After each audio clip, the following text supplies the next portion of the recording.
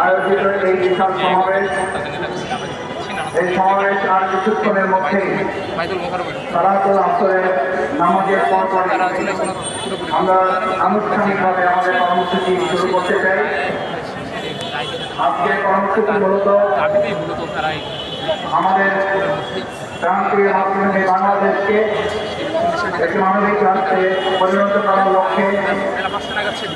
সংস্কারের মাধ্যমে যে লক্ষ্যে আমরা সামনে এগিয়ে নিতে যাচ্ছি, সেই সংস্কারকে যারা প্রত্যাখ্যান করছে, সেই সংস্কারের লক্ষ্যে যে গণভোট, সেই গণভোটের রায়ের বিরুদ্ধে সরকারিভাবে যে অবস্থান,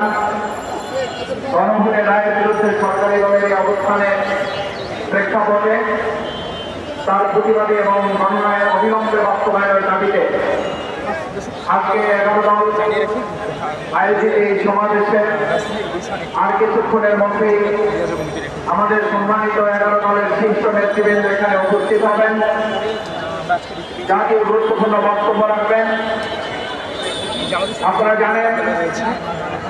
বর্তমানে এই সময় আমাদের জন্য অত্যন্ত গুরুত্বপূর্ণ।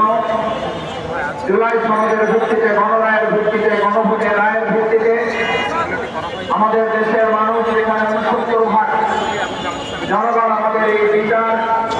সংস্কার জুলাই সনদের ভিত্তিতে একটি রাষ্ট্র গঠনের পক্ষে তারা মত দিয়েছেন।